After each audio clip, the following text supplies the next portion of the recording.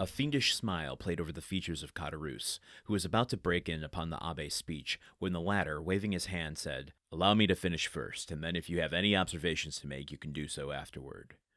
The third of my friends, although my rival, was much attached to me. His name was Fernand. That of my betrothed was— Stay, continued the abbé. I've forgotten what he called her. Mercédès, said Caderousse eagerly. True, said the abbé with a stifled sigh. Mercédès it was. Go on, urged Caderousse. Bring me a carafe of water, said the abbé. Caderousse quickly performed the stranger's bidding, and after pouring some into a glass and slowly swallowing its contents, the abbé, resuming his usual placidity of manner, said, as he placed his empty glass on the table, Where did we leave off? The name of Edmond's betrothed was Mercédès. To be sure. You will go to Marseille, said Dantès, for you understand, and I repeat his words just as he uttered them. Do you understand? Perfectly. You will sell this diamond, you will divide the money into 5 equal parts, and then give equal portion to these good friends, the only persons who have loved me upon earth. But why into 5 parts? Asked Caderousse. You only mentioned 4 persons, because the 5th is dead, as I hear. The 5th sharer in Edmond's bequest was his own father. Too true, ejaculated Caderousse, almost suffocated by the contending passions which assailed him. The poor old man did die. I learned so much at Marseille, replied the abbé, making a strong effort to appear indifferent, but from the length of time that has elapsed since the death of the elder Dantès, I was unable to obtain any particulars of his end. Can you enlighten me on that point? Surely, this is Dantès, surely, but even if it is, and I'm assuming it is, his progression into disguises and acting has become light years ahead of where he was, a mere week ago.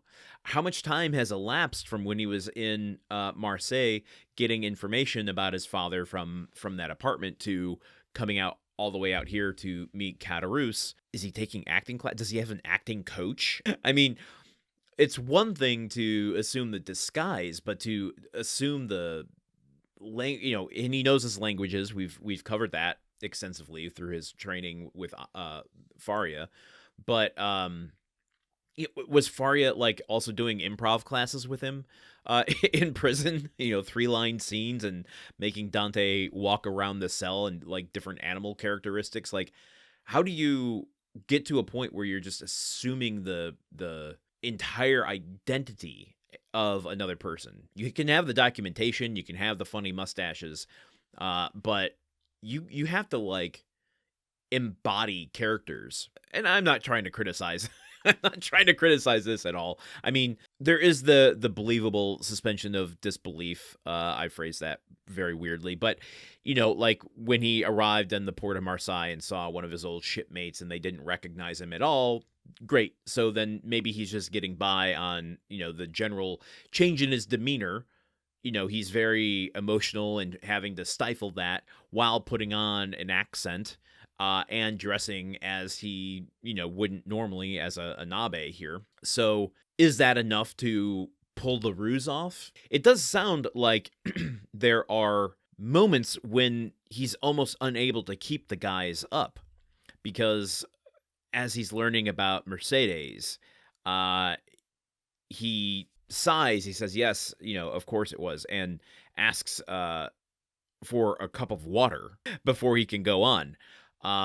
Where he recognizes his mask is slipping a bit and needs to distract Caderousse in order to throw him off the scent. Not that Caderousse is on the scent at all. I was also going to mention this, but it feels a little, I don't know, a bit of a stretch, but I don't know, because it plays on such a subtle psychological level, but this whole idea that the abbé is here and asking Caderousse to serve him, there's this whole hierarchy of control or power, I guess, where, the customer's always right. That whole adage where the abbé, and I'm going to call him the abbé and not Dante here, the abbé is using that power dynamic, that hierarchy, to make Caderousse, get him a glass of water. Now, it's so minuscule, but it's there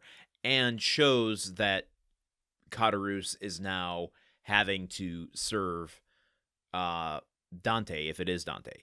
Whereas the beginning of the story, like with Caderousse coming into his father's apartment and that whole exchange, like that would never have happened before. So now it is kind of an interesting, very subtle power shift between them. Not only is this diamond being and this wealth being, presented to him as a kind of lure, but or a temptation even, but he's going to make him work for it a little bit. Like, it's clear the abbé wants information.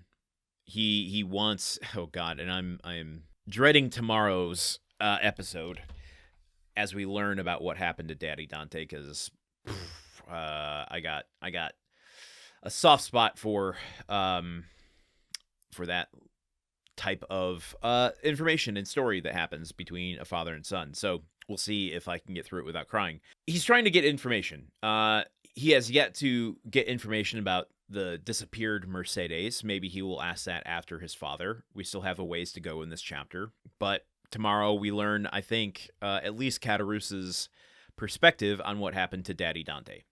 So I guess we'll just go into tomorrow's episode to find that out. But I did say that today was a very special episode. Do you know why?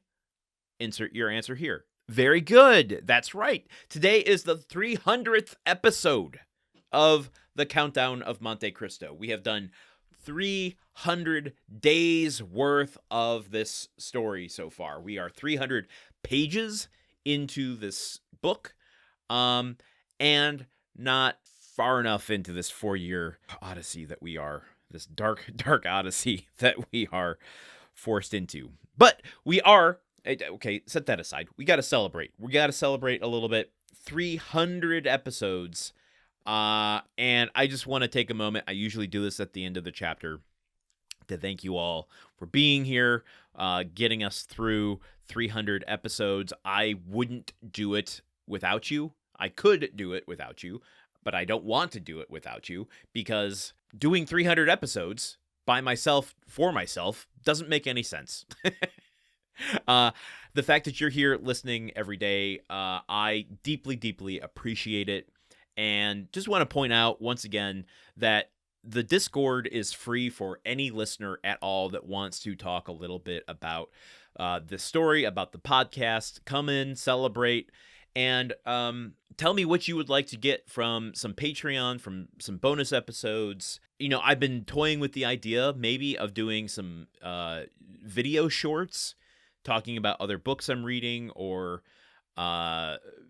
maybe some Dumas movies short of the Count of Monte Cristo, because I don't want to spoil the story for myself. So hop on the Discord. Let's celebrate 300 episodes together.